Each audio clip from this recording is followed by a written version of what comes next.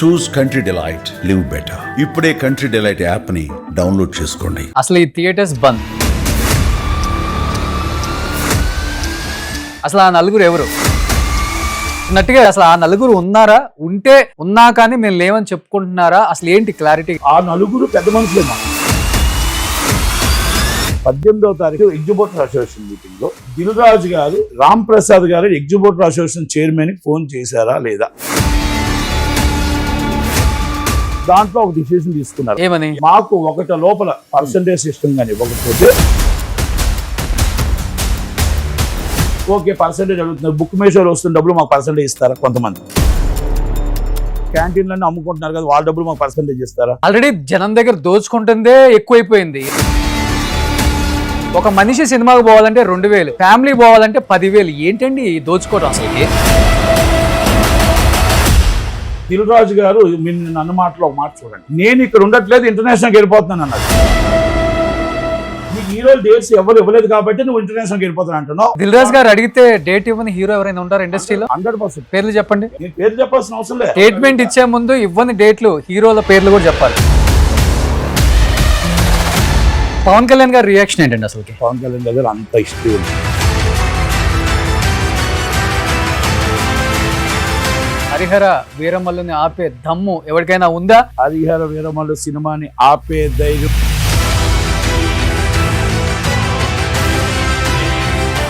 Hi hello, welcome to Suman TV. నేను మీ Roshan.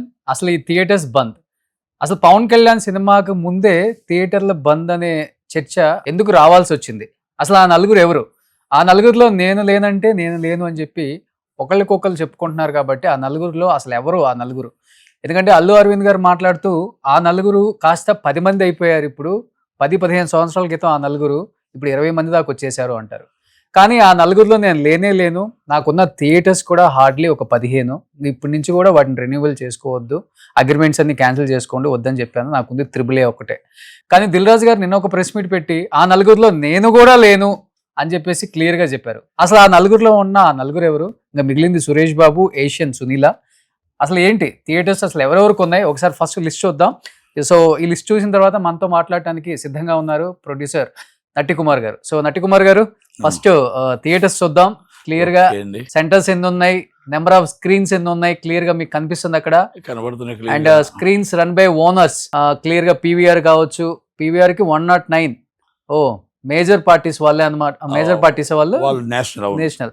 So Miraz వాళ్ళు, సినీ police వాళ్ళు, అండ్ మెయిన్ వాళ్ళు చూసుకుంటే మనకి కిందకు వచ్చేస్తే ఇట్లా ప్రసాద్ వాళ్ళకి 6 ఉన్నాయి. అండ్ ఏషియన్ వాళ్ళకి 71 ఉన్నాయి. ఇంకా ఎక్కువ ఉన్నాయి. సో ఎస్విసి వాళ్ళకి Asian group, okay, and SVC group, okay, Venkateswara creations group, okay, Geetha arts and group, okay. అంటే గ్రూప్స్ ఉంటాయి. దీంట్లో ఒక్కల పేరు మీద లేకుండా మైత్రి ఎగ్జిబిటర్స్ కి వాళ్ళకి 30-40 ఉంటాయి. అంతే. ఇక్కడ ఏషియన్ థియేటర్స్ వాళ్ళు రెన్యూల్ చేస్తున్నారా? ఓకే, 61 ఉన్నాయి ఏషియన్ కి. ఏషియన్ కి ఇంకా ఎక్కువ ఉంటాయండి. Okay. SVC Sri Venkateswara creation అదే కదా, అదే దిల్ రాజు గారిది 29 ఉన్నాయి. సో అదర్ ఇంకా కిందకు వచ్చేస్తే ఒకసారి ఇక్కడ 570 లిస్ట్ వచ్చింది మనకి యాజ్ యూజువల్ గా. ఒకసారి కిందకు వచ్చాయి. ఇక్కడ కూడా సురేష్ ప్రొడక్షన్స్ కి ఆల్మోస్ట్ 64 ఉన్నాయి. యూవీ క్రియేషన్స్ కూడా 37 ఉన్నాయి. బట్ వాళ్ళు తెర మీదకి రాలేదు. Gita films, G7, G3, Gita films అంతా ఒకటే. గీత G3 అనేది దిల్ రాజు గారు వాళ్ళ partners. Okay. Venkateswara creations Dil Raju గారికి 31 ఉన్నాయి. అదే ఆంధ్ర కిందకు వచ్చేయచ్చు. అన్నపూర్ణ వాళ్ళకి 17 ఉన్నాయి. అన్నపూర్ణ వాళ్ళకి నాకు తెలిసి అయితే లేనట్టున్నాయి, వదిలేసినట్టున్నారు. కంప్లీట్ గా వదిలేశారు ఇప్పుడు. కంప్లీట్ గా వదిలేసినట్టున్నారు. సో చూసుకుంటే మెయిన్ వాళ్ళకి ఎన్ని థియేటర్స్ ఉన్నాయో ఒకసారి లిస్ట్ మనకు చూస్తే అర్థం అవుతుంది. ఇప్పుడు అసలు ఆ నలుగురిలో ఎవరున్నారు అనేది కూడా ఒక చర్చ. కాబట్టి ఇక్కడ దీంట్లో ఒక్కటి మాత్రం చెప్పగలుగుతా, ఇదంతా కూడా గ్రూప్ ఆఫ్ కంపెనీస్. అంటే ఈజ్ బాస్ అంత దాంట్లో సర్కిల్. అంటే ఇప్పుడు మనం బినామీ అందామా, లేకపోతే వాళ్ళ శిష్యులు అందామా, లేకపోతే వాళ్ళ మనుషులు అందామా, ఇదంతా కలిపి ఏంటంటే ఒక గ్రూప్స్. ఇప్పుడు గీత గ్రూప్ అంటే గీత అరవింద్ గారి పేరు మీద ఉండాల్సిన అవసరం లేదు, డిఫరెంట్ పేర్ల మీద గ్రూప్. అలాగే G3 అనేది ఒక గ్రూప్. అలాగే దిల్ రాజు గారు అనేది ఒక గ్రూప్. అలాగే మనకు మైత్రి అనేది ఒక గ్రూప్. మైత్రి అనేది ఏంటంటే గ్రూప్ లేదు, వాళ్ళు ఓన్ గా వాళ్ళు 30 థియేటర్స్ ఎన్నో తీసుకొని రీమోడల్ చేస్తున్నారు, Okay. పాత థియేటర్లు తీసుకొని రీమోడల్ చేసుకుంటున్నారు. ఓకే, అలాగా ఇప్పుడు మన సునీల్ గారు ఉన్నారు, ఏసియన్ సునీల్ గారితో గ్రూప్, ఏసియన్ సునీల్ గారితో డిఫరెంట్ చాలా మంది ఉంటారు, అవును. దాంట్లో గ్రూపు. అలాగా మొత్తం total Suresh Babu Asian సునీల్లో group, మళ్ళీ అక్కడ గ్రూపు సపరేట్. ఓకే, అది మొత్తం టోటల్గా రాయలసీమ మొత్తం అయిందే. రాయలసీమలో మ్యాక్సిమం, ఈస్ట్ గోదావరిలో మ్యాక్సిమం, ఈస్ట్ గోదావరిలో మాత్రం ముగ్గురే ఉంటారు. ఒకటి అనుశ్రీ సత్యనారాయణ గారు, 2 గీత, 3 సురేష్ మూవీస్. ఓకే, వీళ్ళు ముగ్గురు తప్ప ఎవరు లేరు. ఓకే, ఎంతమంది గ్రౌండ్ లీజులు ఉన్నాయి, ఎంతమంది చార్ట్ చూస్తున్నారు, ఎంతమంది లీజ్ ఉన్నాయి అనేది చెప్పలేము. కానీ కంట్రోల్ థియేటర్స్ మాత్రం వీళ్ళ దగ్గర ఉంటాయి. బట్ నట్ గారు ఆల్రెడీ ఆ నలుగురు అని చెప్పేసి చెప్పగానే ఆ నలుగురులో మేము లేవని ఇద్దరు క్లారిటీ ఇచ్చేశారు. ఇప్పుడు ఆ ఇద్దరు మాత్రమే మిగిలిపోయి ఉంటారు. బట్ అసలు ఆ నలుగురు ఉన్నారా, ఉన్నా కానీ మేము లేవని చెప్పుకుంటున్నారా, అసలు ఏంటి క్లారిటీగా? సార్ నేను ఒక మాట అంట, అరవింద్ గారు ఆయన అరవింద్ గారు చెప్పి నాకు 15 థియేటర్లు ఉన్నాయి అన్నారు. ఓకే, ఈస్ట్ గోదావరిలో ఎన్ని థియేటర్లు ఉన్నాయి, వెస్ట్ గోదావరిలో ఎన్ని ఉన్నాయి, కృష్ణా జిల్లా G3లో ఎన్ని ఉన్నాయి, ఇప్పుడు మీరు లిస్ట్ చూశారు. ఓకే, దాదాపు నాకు తెలిసి ఆయన గ్రూప్లో 30-35 ఉండొచ్చు. మరి ఆయన గ్రూప్ అంటే ఆయన ఓన్ కాదు కాబట్టి, అంటే వాళ్ళంతా గ్రూప్ కాబట్టి ఆ గ్రూప్లో నాకు ఇవే ఉన్నాయని చెప్పుకోవచ్చు, తప్పలేదు దాంట్లో. ఓకే, ఇప్పుడు ఆ నలుగురిలో లేను అంటే, వదిలేసిన తర్వాత లేను అంటే బాగుంటుంది. కానీ ఓకే, ఇప్పుడు ఉన్నాయి కదా theatres. 1 number 2 Suresh movies theatres ఉన్నాయి. నెంబర్ 3 దిల్ రాజు గారు మొత్తం టోటల్గా లీజులో ఎన్ని ఉన్నాయో ఆయన 50 థియేటర్ అని చెప్పాడు. ఓకే, దాదాపు 80-90 ఉండొచ్చు, ఓకే, ఏమైనా ఉండొచ్చు. ఓకే, దాన్ని కూడా ఆయన అన్నిది కూడా ఉందాం. మరి ఆ థియేటర్లు ఉంటుండగా మరి ఆ నలుగురిలో నేను లేనంటే ఎలా? నెంబర్ 1. ఇప్పుడు మళ్ళా మీకు ఒక 2 స్టేట్గా చెప్తా, ఆ నలుగురు పెద్ద మనుషులే మాకు. ఇప్పుడు ఆ నలుగురు కాస్త 10-15 కూడా అయ్యారు కదా, దాని గురించి ఎందుకు డిస్కస్ చేయరు? అది కాదు సార్, 10 మంది ఎక్కడ అయ్యారు? అందరూ అది గ్రూపే కదా. ఇప్పుడు ఏసియన్, ఇప్పుడు థియేటర్కి వెళ్తే ఏసియన్ లిస్ట్ ఇస్తుంది, వెంకటేశ్వర సినీ క్రియేషన్స్ లిస్ట్ ఇస్తారు, మైత్రి లిస్ట్ ఇస్తారు, 3 అంతే కదా. ఇక్కడ యూవి కూడా కనిపిస్తుంది మనకి, యూవి అటు ఆంధ్ర. ఇక్కడ ఇప్పుడు మైత్రి వచ్చిందనే కదా వీళ్ళ బాధ. ఇప్పుడు మైత్రి అనేది వచ్చింది, సంస్థ వచ్చిందనే కదా వీళ్ళ బాధ. వీళ్ళు బతకాలి, ఇంకొకరు బతకూడదు. అలా ఓకే, అంత దాకా వెళ్తే మనకు చాలా టైం అయిపోద్ది. కానీ మనం షార్ట్ కట్లో చెప్దాం. ఇప్పుడు ఈ నలుగురు ఉన్నారు కదా, దిల్ రాజు గారు, అరవింద్ గారు, సురేష్ బాబు గారు, సునీల్ గారు, మీ నలుగురు, మైత్రి రవి గారు, సితారా వంశీ గారు, మేము ఎప్పుడైనా ఛాంబర్ నుంచి కానీ, కౌన్సిల్ నుంచి కానీ, గవర్నమెంట్ దగ్గర కానీ, ఇంకోళ్ళ దగ్గర కానీ, పెద్ద మనిషి మీరు మంచి చేసినా మీరే, చెడు చేసినా మీరే, మమ్మల్ని నాశనం చేసినా మీరే, మిమ్మల్నే కదా మేము ముందు పెడతాం. గవర్నమెంట్ కాడికి మీరే కదా వెళ్తారు, ఛాంబర్ తరఫునైనా, కౌన్సిల్ తరఫున మీరే వెళ్తారు కదా, గిల్డ్ తరఫున మీరే వెళ్తారు కదా, ఇంపార్టెంట్ మీటింగ్ ఉంటే మీరే వెళ్తారు కదా. మరి మాకు ఛాంబర్కి సంబంధం లేదంటారేంటి? ఛాంబర్కి మేము ఏమైనా పిలుస్తాం? ఛాంబర్లో కొంతమంది ఉంటామే కానీ మా మేజర్ డిసిషన్ మీరే కదా. మరి అలాంటప్పుడు దిల్ రాజు గారు మాట్లాడుతూ మీరు ఛాంబర్ మిస్టేక్ అంటారు. ఒకటి 28వ తారీఖున 18వ తారీఖు నాడు మీటింగ్లో, ఎగ్జిబిటర్ అసోసియేషన్ మీటింగ్లో దిల్ రాజు గారు రామ్ ప్రసాద్ గారు ఎగ్జిబిటర్ అసోసియేషన్ చైర్మన్కి ఫోన్ చేశారా లేదా, మీటింగ్ పెట్టమని చెప్పారా లేదా, మీటింగ్ పెట్టారా లేదా? 1500 మంది ఎగ్జిబిటర్స్ ఉన్నారు, ఎవరికి తెలియదు. మీరు 40 మంది వచ్చారు, లీజో 40, 15 మంది మామూలు వచ్చారు, వచ్చి మీటింగ్ పెట్టారు. మీటింగ్లో దిల్ రాజు గారు ఉన్నారు, సునీల్ గారు ఉన్నారు, సురేష్ బాబు గారు ఉన్నారు, దామోదర్ ప్రసాద్ గారు ఉన్నారు, భారత భూషణ్ గారు ఉన్నారు. దాంట్లో ఒక డిసిషన్ తీసుకున్నారు. అక్కడ ఉన్న 40 మందో 30 మందో 50 మందో ఏమని, మాకు ఒకట లోపల పర్సంటేజ్ సిస్టమ్ కానీ ఇవ్వకపోతే, మీరు ప్రొడ్యూసర్లు కానీ ఒక డిసిషన్ తీసుకోకపోతే మేము నిరావాదికంగా సమ్మె చేస్తున్నాం, ఏకగ్రహ తీర్మానం చేశాం.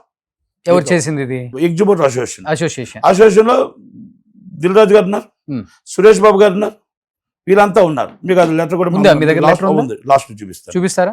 ఇదిగోండి, ఇదిగో చూడండి.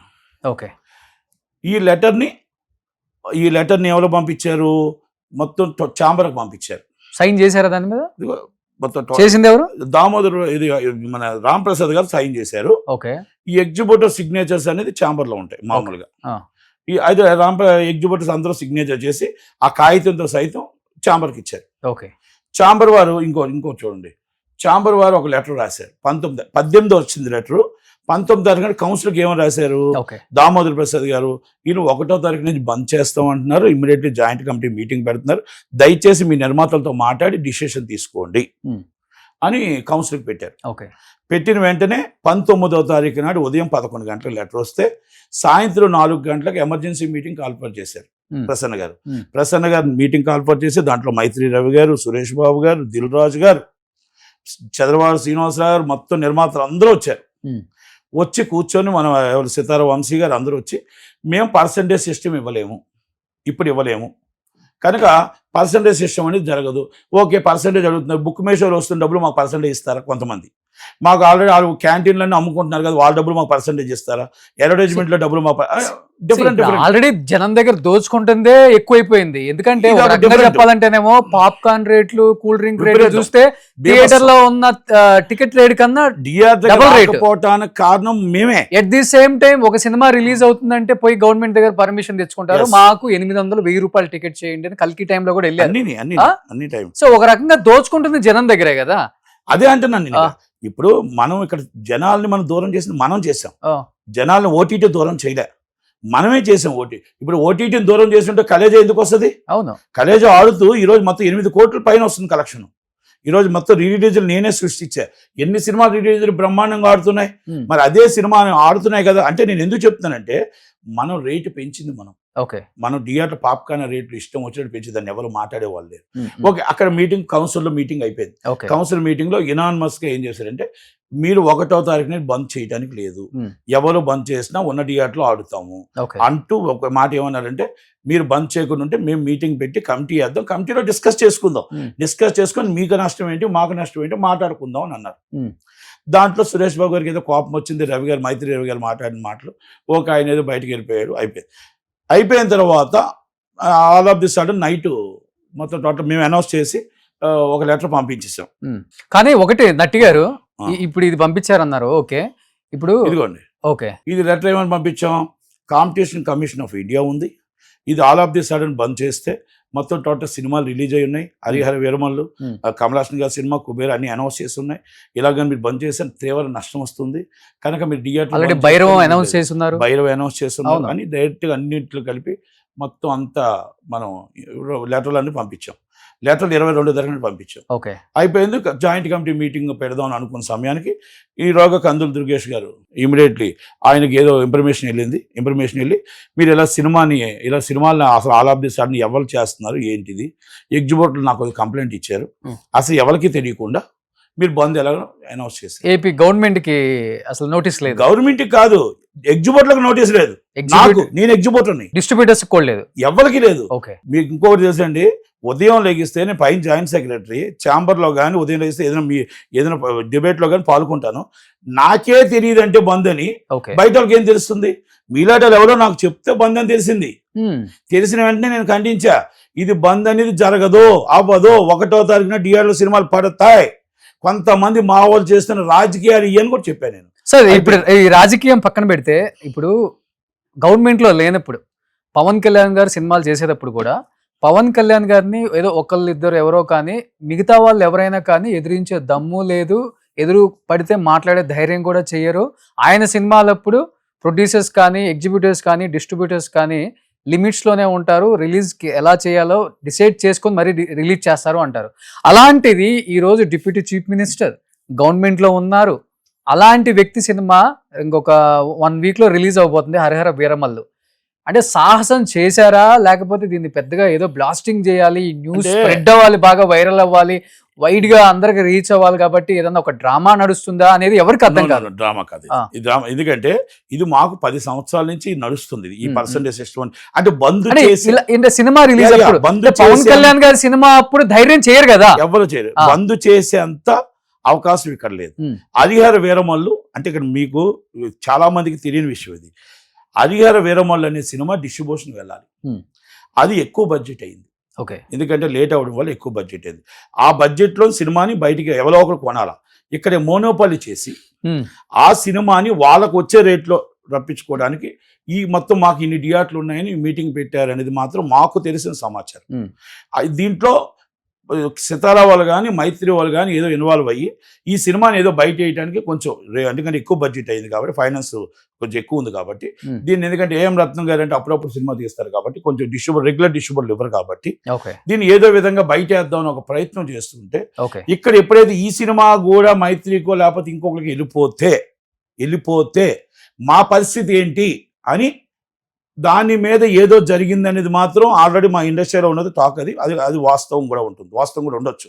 ఎందుకంటే దిల్ రాజు గారు నేను అన్న మాటలో ఒక మాట చూడండి, నేను ఇక్కడ ఉండట్లేదు ఇంటర్నేషనల్కి వెళ్ళిపోతున్నాను అన్నాడు.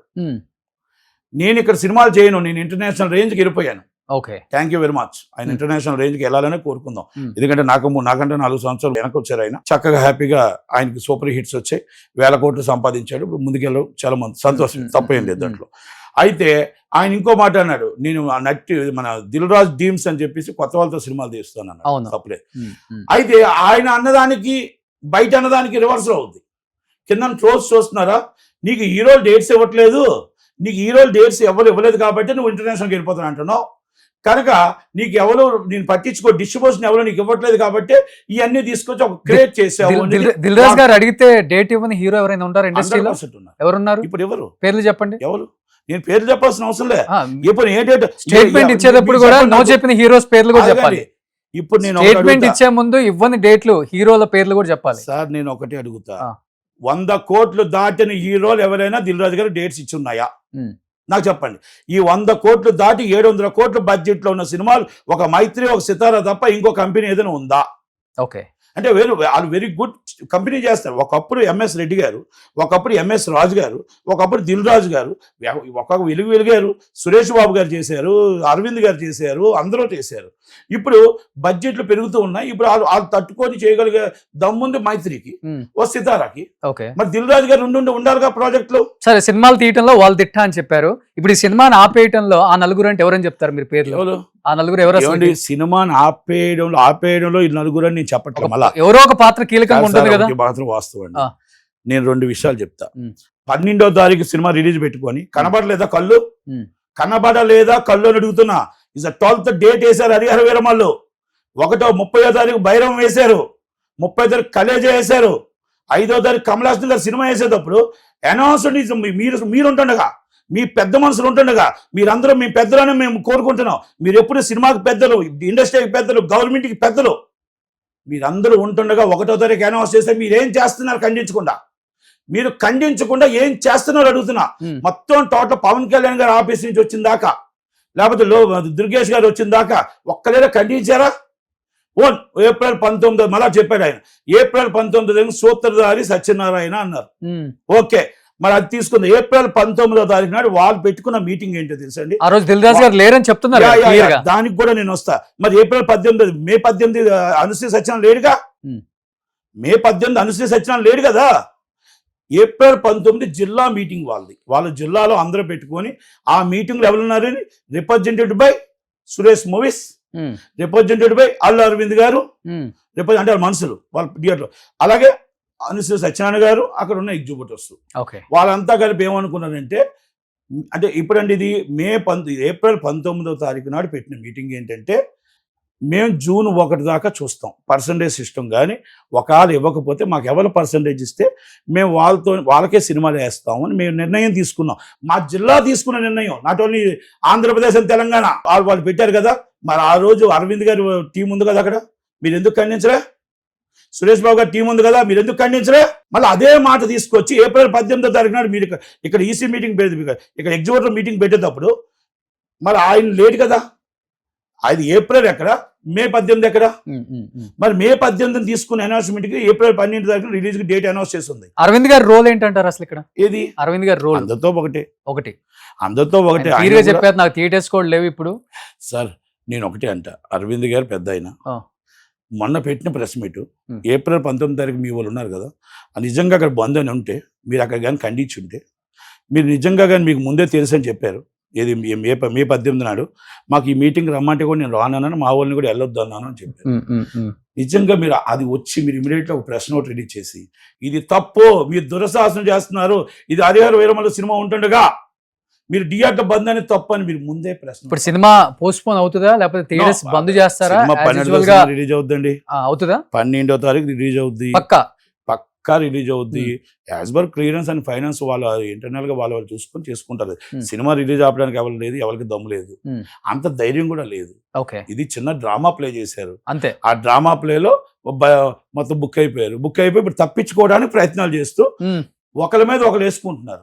ఒకరిని తీసుకొచ్చి అనుశ్రీ సత్యనారాయణ వేశారు. ఓకే, అనుశ్రీ సత్యనారాయణ అంటే నేను ఇంకో మాట అంట, అనుశ్రీ సత్యనారాయణ మనకి ఎగ్జిబిటర్, మనకి డిస్ట్రిబ్యూటర్ కదా. మనం ఏం మాట్లాడాలి? ఆయన ఒక జనసేన నేతగా అక్కడ రాలా, అక్కడ అసోసియేషన్కి ఆయన పెద్ద కాబట్టి అసోసియేషన్ నుంచి వచ్చాడు. ఇప్పుడు మీరు కాంగ్రెస్ పార్టీ నాయకుడు అని అనట్లా, దిల్ రాజు గారు అంటున్నప్పుడు మీరేమనాలి? జనసేనని మీరు డామేజ్ చేయడానికి జనసేన నేత అన్నారు, మిమ్మల్ని కాంగ్రెస్ నాయకుడు అని అన్నామా మేమేమైనా? తప్పు కదా అది. మీరు డిస్ట్రిబ్యూటర్ అనుశ్రీ సత్యనారాయణ అని ఉంటే బాగుండేది, ఎగ్జిబ్యూటర్ అనుశ్రీ సత్యనారాయణ అంటే బాగుండేది. జనసేన నేత అని ఎందుకు వచ్చాడు? అంటే మీరు జనసేనకి డామేజ్ చేయడానికి ముందే ప్రయత్నం చేస్తున్నారా? నేను అడుగుతున్నా. ఇది ఇంకా ఆయన FDC లో ఉన్నారు కాబట్టి, FDC చైర్మన్ కదా, మేము అడుగుతున్నాం అన్నమాట. FDC చైర్మన్ గా దిల్ రాజు గారు అంటాం కానీ కాంగ్రెస్ పార్టీ నాయకుడు అంటావా? కాదు కదా. ఇవన్నీ నామినేటెడ్ కదా. నేను నామినేటెడ్ అన్నా కూడా మీకు చెప్తున్నా, ఇప్పుడు ఆయన జనసేన నేత కాదు కదా. జనసేన నేత పార్టీకి సంబంధించి కొనట్లేదు సినిమా. ఆయన ఎప్పటి నుంచో పార్టీ లేకముందు నుంచి డిస్ట్రిబ్యూషన్ ఉన్నాడు కదా, ఆయన ఎగ్జిబ్యూటర్ ఉన్నాడు కదా. మరి దాన్ని అలాగంటే మీ మర్మం ఏంటి? అంటే మిమ్మల్ని తప్పించుకోవడం కోసం వేరే మీద తోసారా? నేను ఇంకోటి మాట అంటున్నా, మిమ్మల్ని తప్పది, అది తప్పు. ఎందుకంటే నేను ఏమంటే, నిజం ఒప్పుకోండి, ఏది జరిగిందో జరిగిపోయింది, అది నిజం ఒప్పుకోండి, జరగాల్సింది చూడండి, అంతే తప్ప మీరు పెద్దలు, మేము ఒప్పుకుంటున్నాం, మా ఇండస్ట్రీకి మీరే పెద్దలు. పవన్ కళ్యాణ్ గారి రియాక్షన్ ఏంటండి అసలుకి? పవన్ కళ్యాణ్ గారి దగ్గర మేము ఎన్ని మాట్లాడుకున్నా పవన్ కళ్యాణ్ గారి దగ్గర అంత హిస్టరీ ఉంది సార్. ఎవరు తప్పు చేశారు, ఎవరు కావాలని చేశారు, ఎవరు ఆపేస్తున్నారు, అన్నీ ఆయన దగ్గర ఉన్నాయి. ఆయన అంత రియాక్ట్ అయ్యారు అంటే ఆయన పూర్తి అర్థమైంది. ఆయన చుట్టూ ఉన్న మనుషులు కూడా ఉన్నారు దాంట్లో. నేను ఒకటే చెప్తున్నాను కదా, ఇప్పుడు మనం ఇంకా మాట్లాడకూడదు కానీ యాక్చువల్గా యాక్షన్ స్టార్ట్ అయిపోయింది. ఎగ్జిబ్యూటర్లు కూడా అర్థం చేసుకోవాలా. 13 వీళ్ళందరూ లీజ్ లేనప్పుడు మరి 1300 మంది ఎగ్జిబ్యూటర్లు ఏమయ్యారు? 1300 మంది ఎగ్జిబ్యూటర్లు నిర్ణయం తీసుకుని చావోరేవో తేల్చుకుంటున్నాం బంద్కి. 1300 మంది ఎగ్జిబ్యూటర్లకి 15 మంది ఎగ్జిబ్యూటర్లు నిర్ణయం తీసుకుంటారా?